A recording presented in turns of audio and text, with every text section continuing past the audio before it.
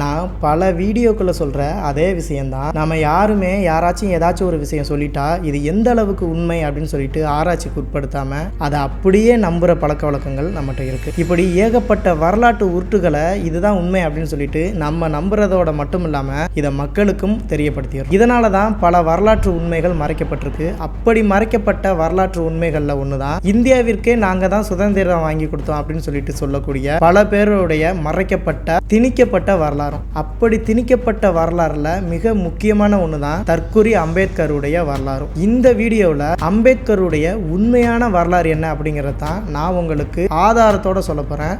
So வணக்கம் நண்பா, என்னோட பேர் காலிஸ். வீடியோக்குள்ளே போகலாம்.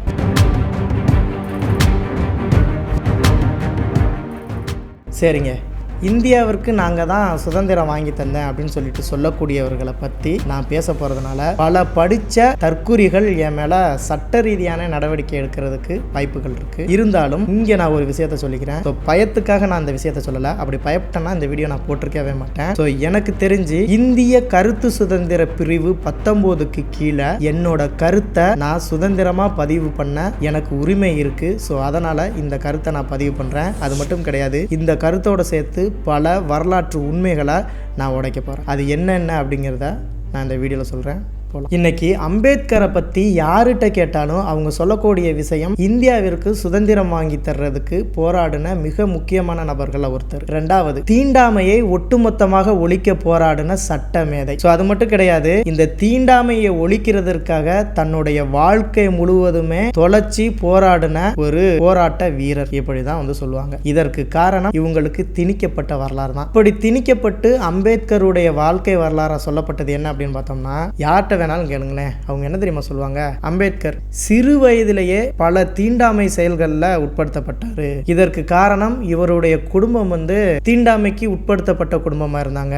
அது மட்டும் கிடையாது, ரொம்ப ஏழ்மையான குடும்பத்தை சேர்ந்தவங்க. இவருடைய சிறு வயது வாழ்க்கை எப்படிமா இருந்துச்சு? இவர் ஸ்கூல் போனா கூட அங்க தீண்டாமையின் காரணமா இவரை ஒதுக்கி ஒரு மூலையில கோணிச்சாக்க போட்டு தான் உட்கார வைப்பாங்க. சக மாணவர்கள்ட்ட பேச விட மாட்டாங்க.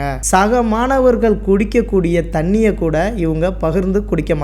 அந்த அளவுக்கு சிறு வயதிலேயே ரொம்ப தீண்டாமையினால பாதிக்கப்பட்டாரு. இதனாலதான் பொங்கி எழுந்து தீண்டாமையை எப்படினாலும் ஒழிக்கணும்னு சொல்லிட்டு இவருக்கு சிறு வயதிலேயே மனசுல கருத்துக்கள் உருவாயிருச்சு. இதனாலதான் பல தீண்டாமைகளை ஒதுக்க போராடி தீண்டாமையை ஒழிச்சு சட்டத்தை இயற்றினார் அப்படிங்கிற மாதிரி ஏகப்பட்ட பேர் சொல்லுவாங்க. இதற்கு மிக முக்கியமான காரணம் என்ன தெரியுமா? இந்த படிச்சவங்க இருக்காங்கல்ல, படிச்சவங்க எல்லாமே அவரை பத்தின அவரான வரலாறு படிச்சதான். படிக்காதவங்ககிட்ட கேட்டாலும் இதான் வரலாறு அப்படின்னு சொல்லுவாங்க. அதுக்கு காரணம் என்ன தெரியுமா? பல நாடகங்கள் இவரை பத்தி இப்படிதான் இருக்கு, பல படங்கள் இவரை பத்தி இப்படித்தான் எடுத்து வச்சிருக்காங்க. ஆனா நம்மளுக்கு ஏதோ ஒரு மூலையில ஒரு உணர்வு ஒண்ணு இருக்கும் தெரியுமா? இதெல்லாம் உண்மைதானா நோண்டி பார்ப்போமா அப்படின்னு சொல்லிட்டு நம்ம படிக்கும் போதுதான் இங்க பல மறைக்கப்பட்ட வரலாற்று உண்மைகள் இருக்கு. அது என்ன அப்படிங்கிறத நான் சொல்றேன். ஒண்ணு, இவரு மிக ஏழ்மையான குடும்பத்தை சேர்ந்தவர் அப்படின்னு சொன்னாங்கல்ல, அது உண்மையா அப்படின்னு கேட்டா இவருடைய தந்தை யாரு தெரியுமா? பிரிட்டிஷ் ராணுவம் இருக்குல்ல, இந்த ராணுவத்துல மிக முக்கியமான முடிவுகளை எடுக்கக்கூடிய 2வது பொறுப்புல இருக்கக்கூடிய ஒரு நபர். சோ இப்படி இருக்கும் பட்சத்துல இவருடைய குடும்பம் ஏழ்மையா இருந்திருக்குமா அல்லது பணப்பழக்கத்தோட இருந்திருக்குமா? இவர் சிறு வயதிலேயே தீண்டாமையின் காரணமா ஒதுக்கப்பட்டார்னு சொல்றாருல, இது உண்மை. இங்க ஒரே ஒரு விஷயத்த நம்மளா யோசிச்சா கூட இதை ஈஸியா புரிஞ்சுக்கிற முடியும். என்ன அப்படின்னு கேட்டீங்கன்னா,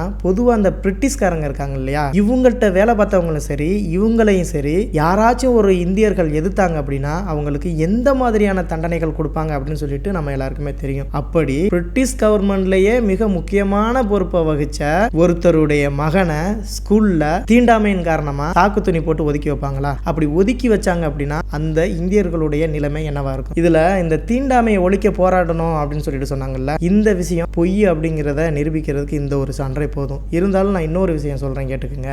இந்த அம்பேத்கர் இருக்கார்ல, அம்பேத்கருடைய மனைவி யாரு அப்படின்னு சொல்லிட்டு நீங்க கூகுள்ல சர்ச் பண்ணி பாருங்களேன். இவங்க ஒரு பிராமண வீட்டு பெண். அந்த காலகட்டத்தில் தீண்டாமை அப்படின்னு சொல்லிட்டு நம்மளை ஒதுக்கி வச்சதா யாரை எதிர்த்து போராடினாங்க அப்படின்னு சொல்லிட்டு நம்ம எல்லாருக்கும் தெரியும், பார்ப்பனர்கள். அப்படி ஒதுக்கி வைக்கப்பட்ட பார்ப்பன வீட்டு பெண்ணையே திருமணம் செய்யறாரு அப்படின்னா அந்த காலகட்டத்தில் தீண்டாமை அப்படிங்கிறது இருந்துச்சுன்னா ஒரு பார்ப்பனை இவருக்கு தன்னோட பெண்ணை கொடுப்பானா? அப்பனா தீண்டாமை அப்படிங்கிறது அந்த இடத்துல இருந்துச்சா இல்லையா அப்படிங்கிற ஒரு கேள்வி வருது. அப்ப இன்னொரு கேள்வி என்ன தெரியுமா? ரெண்டுல ஏதோ ஒரு விஷயம் பொய். ஒன்று, அந்த காலகட்டத்தில் தீண்டத்தகாதவர்கள் தீண்டக்கூடியவர்கள் அப்படிங்கிறது யாரும் இல்லை. அப்படி இருந்துச்சு அப்படின்னா அம்பேத்கருடைய குடும்பம் தீண்டத்தகாத குடும்பத்தில் இல்லை, இவர் தீண்டத்தகாதவர் இல்லை. அப்போ இவரை பற்றி சொன்ன வரலாற்று உருட்டுல இதுவும் ஒன்று, நல்லா ஞாபகம் வச்சுக்கோங்க மக்களே. ரெண்டாவது விஷயம் என்ன தெரியுமா, சுதந்திரத்திற்காக போராடி சுதந்திரத்தை வாங்கி கொடுக்க மிக பாடுபட்டவர் தான் இந்த அம்பேத்கர் அப்படின்னு சொன்னது. இது எந்த அளவுக்கு உண்மை தெரியுமா, அம்பேத்கருடைய எந்த ஒரு எழுத்துலையும் சரி, எந்த ஒரு பேச்சிலையும் சரி, வெள்ளக்காரனே வெளியேறு, எங்க இந்தியத்திற்கு சுதந்திரத்தை கொடு அப்படின்னு சொல்லிட்டு எழுதவே அல்லது வசனங்கள் பேசவே கிடையாது.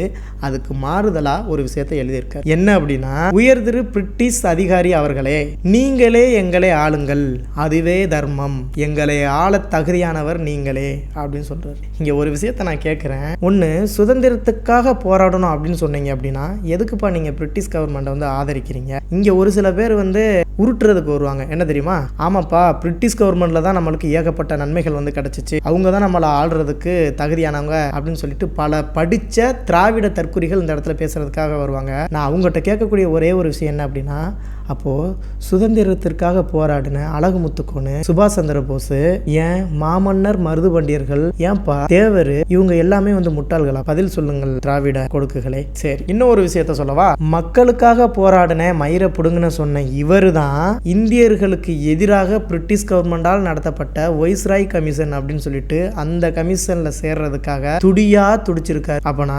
மக்களுக்காக போராடினாரா அல்லது தன்னோட குடும்பத்தை பாதுகாக்கிறதுக்காக போராடினாரா அப்படிங்கிறத நான் சொல்லல, பிரிட்டிஷ்காரனே சொல்றான். வின்ஸ்டன் சர்ச்சில் அப்படின்னு சொல்லிட்டு ஒரு வெள்ளக்காரங்க, பிரிட்டிஷ்காரன், அவன் என்ன தெரியுமா சொல்றான், இந்தியர்களை நாங்க ஆளல, எங்களுடைய கட்டளைகளை பணிவோடு, எப்படி ஐயா அப்படின்னு சொல்லிட்டு பணிவோடு பின்பற்றிய ஆர்வமும் நாங்க தந்த வாழ்க்கைய நீங்க ஏத்துக்கிட்டதுமே காரணம். யார் ஏத்துக்கிட்டா? சாதாரண மக்களா? எவன்லாம் சாதாரண மக்களை ஏமாத்திட்டு நான் தான் பெரிய வெண்ண அப்படின்னு சொல்லிட்டு தெரிஞ்சானோ அவன் தான். அது கூட வேணாம். இன்னொரு ஒரு முக்கியமான விஷயம் என்ன தெரியுமா, நான் ஏற்கனவே சொன்ன அதே விஷயம் தான். 1942 சுதந்திர போராட்ட வெடிப்பு நாடு முழுவதும் நடக்குது. அப்படி நடக்கும்போது பிரிட்டிஷ் கவர்மெண்ட்டுக்கு எதிராக யாரெல்லாம் செயல்படுறானோ அவனுடைய ரேஷனை, அவனுக்கு வழங்குற உணவு பொருளை, இதையெல்லாம் நிப்பாட்டு, அவனை ஃபுல்லா அடிச்சு ஜெயிலுக்குள்ள போடு அப்படின்னு சொன்னாங்க. ஆனா இதுல பாதிக்கப்பட்டவன் யாரு தெரியுமா, சாதாரண மக்கள் தான். இந்த நடுநிலை நக்கிகள்ல ஒருவரான அம்பேத்கர் எப்படி தெரியுமா இருந்தாரு, வைஸ்ராய் கமிஷன் அதுல வந்து சேஃப்டியா போய் உட்கார்ந்துக்கிட்டாரு. அது மட்டும் கிடையாது,